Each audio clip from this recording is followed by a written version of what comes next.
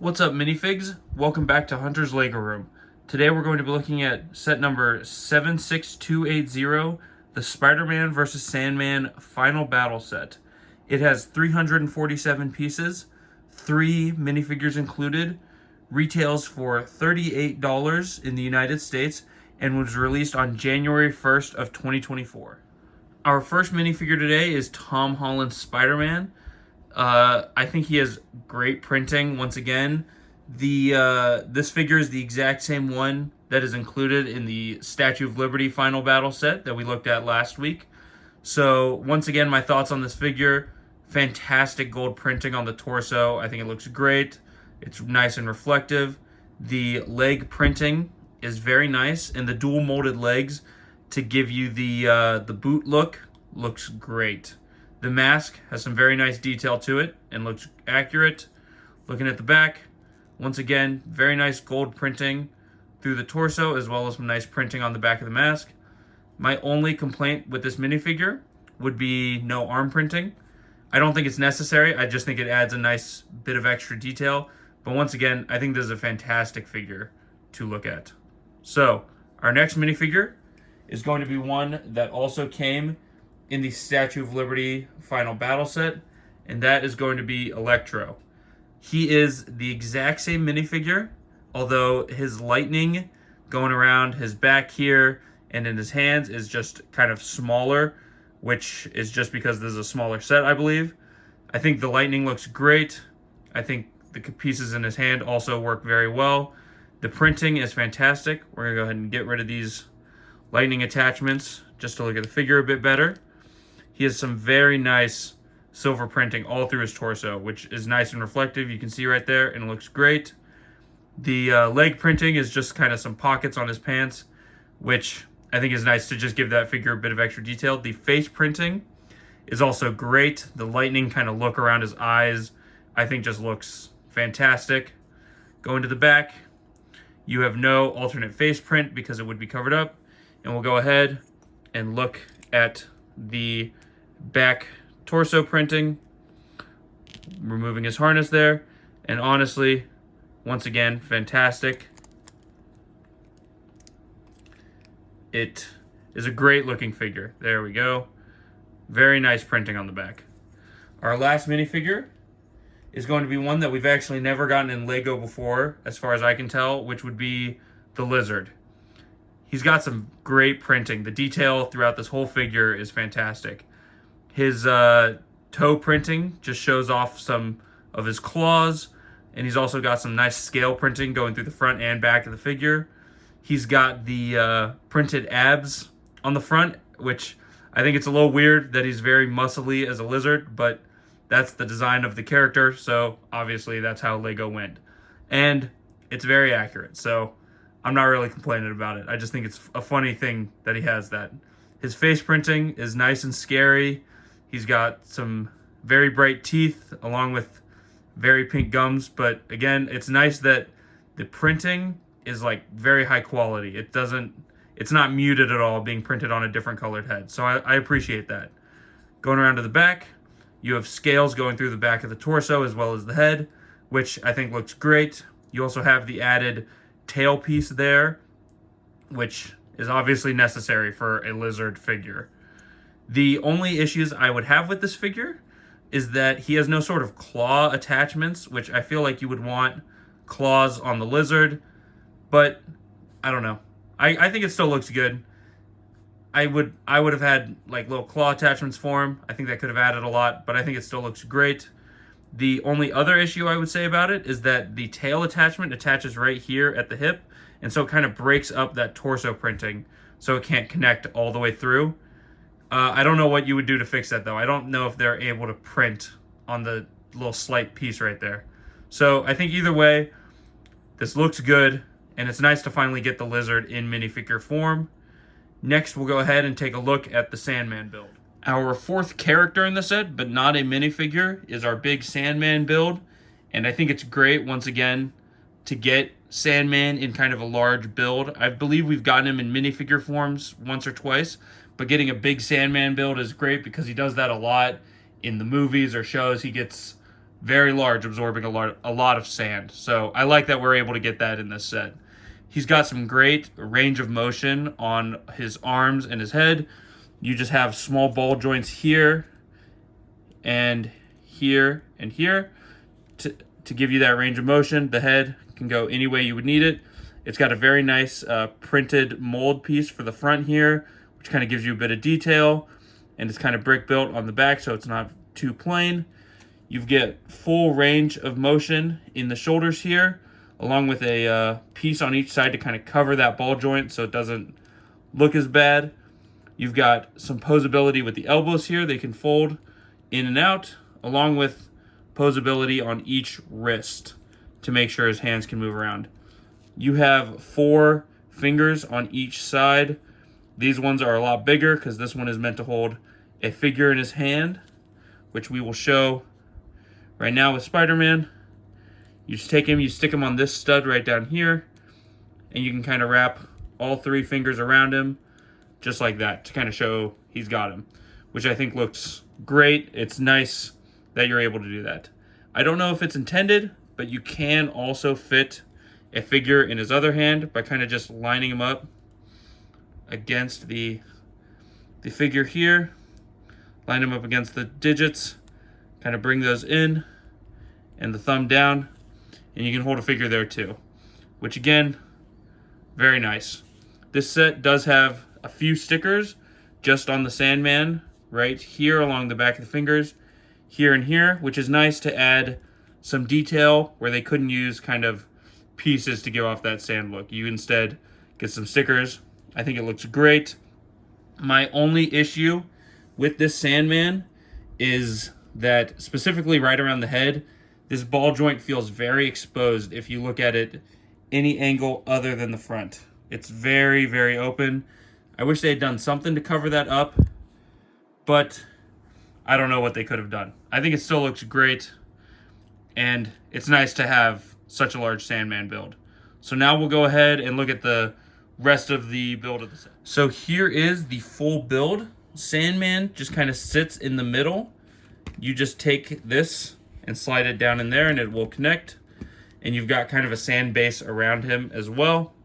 We'll kind of spin this around. Over here, you have some nice construction pieces along with a portal, sort of a Doctor Strange looking portal with a clear piece right here. And now that is meant to put the lizard on it so it can look like he is jumping out through the portal, which I think it's fun. I think it's a nice little look to it. We'll take him out to keep looking. Spin it around here. You have a web attachment here, and that is for Spider-Man to grab onto so he can be swinging around the set, which I'll show off in a minute. You have some more kind of scaffolding around to kind of look the same as it does in the Statue of Liberty set. You have a small little fire hydrant build right here and some scaffolding that's falling over in the front. And I think this looks great as just a little display. Sandman can kind of spin around in his base, and I'll go ahead and attach some figures so we can kind of show what it looks like as the full build. Here is the full set all put together. You have Spider-Man kind of in Sandman's grasp over here while clinging onto his web. You have Electro on the scaffolding that's falling over in the front, along with, once again, the lizard jumping out of the portal in the back. And all together, I think this looks great as a nice little display. Sandman can kind of twist around in his spot. But yeah, I think this looks great. Now we can go ahead and talk about the summary and the pricing. So this set retails for $38 in the United States, has 347 pieces and 3 minifigures. And I feel like you're basically getting your money's worth here. The display is once again very nice. You've got some nice posability and options for your characters to be kind of put together in. And I think it looks great. It's very nice. It's kind of closed off. I like the black base that brings it together. 3 nice minifigures and a great buildable Sandman. And it works as a perfect add-on to the Statue of Liberty Final Battle set. I guess we should probably talk about that part, huh? We have the entire Statue of Liberty set right here. And I believe we can go ahead and I will show you guys how to combine them together. So the first step to combining this is we're going to want to take our Statue of Liberty set, and you're going to want to remove the top of the head here, put that off to the side, and inside, remember there was a Sandman hand that we looked at last week. We'll go ahead, we'll take this out as well, and that's all you really need to do to get this set ready. So now we'll go ahead, take that off to the side, pull up our Sandman set here. We're going to want to get rid of the extra electro, take our Sandman build out of the base, just like this, set him down. We're going to take our extra scaffolding as well as our yellow construction beam here, and now we'll go ahead and start combining them onto the Statue of Liberty. Now the first aspect to combining these two sets after you get everything ready is going to be to make sure that your Sandman build, your tan kind of square here at the bottom, is facing to the left or to Sandman's right, and that is going to go facing towards the front of the statue. The connection for it is these 4 tan studs right here, and it is a little difficult to get in, but as long as you're kind of looking down there as you slide it in, it goes in a bit easier. Just like that.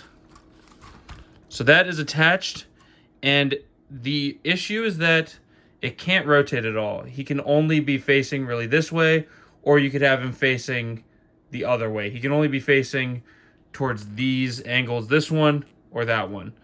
And it's a little disappointing. It's too bad you can't kind of have him facing the front like this. You could maybe rotate his arms, but that just kind of knocks him out of position. That is my other big issue with this. He is very easy to knock out. The pieces have come apart every time I've tried to attach him and move him around. He comes straight out of there, and that's really disappointing. I wish they had found a way to do a stronger connection, because it looks nice when he's in there, but he's very easy to knock out if you're not careful. Our extra scaffolding right here is going to go on this side, just right here, just attaches there. And our extra bit of construction parts with the lizard is going to go straight into this Technic hole on the back of the head. We'll kind of take this out and rotate it, which lets it sit at the right angle, and that is just going to be slid right there in the back.